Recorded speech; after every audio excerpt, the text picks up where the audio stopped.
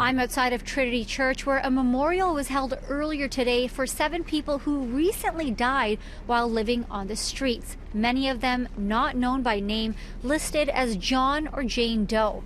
It's a growing list and a growing problem, according to homeless advocate Kathy Crow, who's calling on the mayor to call a state of emergency. We have this today, which is the monthly homeless memorial, and we do see people dying as a result of the weather year long, actually.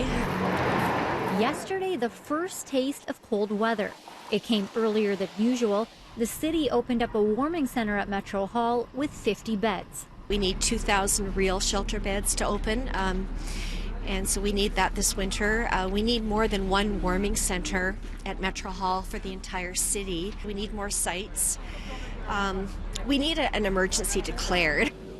The city says there are currently 7,100 spaces across Toronto, spread over different types of services like shelters, respites, and drop-ins. Is funding a big issue? Because, for example, again, last night was the first blast of winter, 1 warming center open, better than 0, but could there not have been 2 or 3 opened up?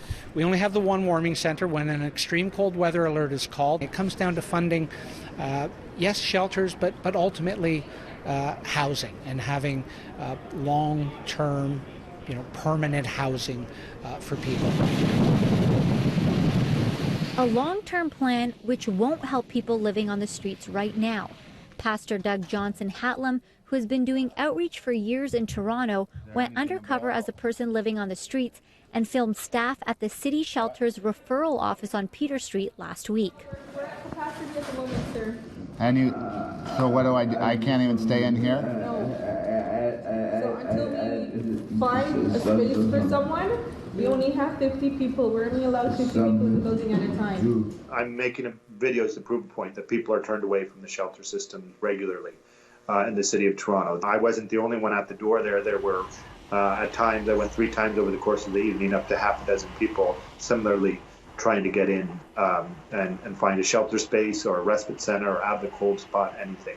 Ross responded to the video saying posing as a homeless person has the consequence of potentially denying someone who is truly homeless the services they need.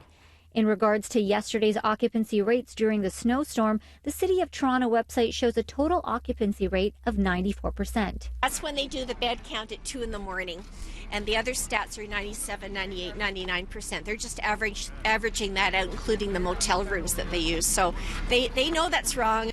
Ross says the issue of people living on the streets is a challenge, but the city is working on it. There's space opening up at Yonge and Finch for 200 single people who are new Canadians that's going to free up beds in the downtown, for example, and elsewhere across the city. The city says there are 900 more shelter spaces this year compared to last year and 4,000 more compared to 4 years ago. Maleeha Sheikh, City News, right outside of Trinity Church.